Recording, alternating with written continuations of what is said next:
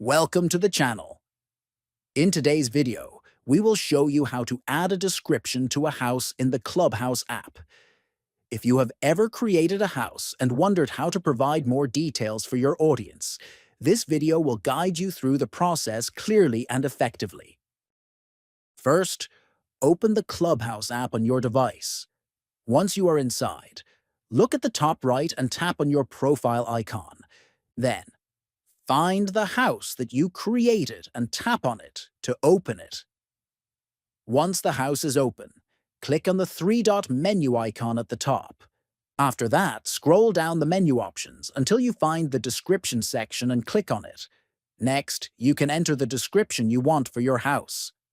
Finally, once you are satisfied with the description, click on the Save button to apply the changes.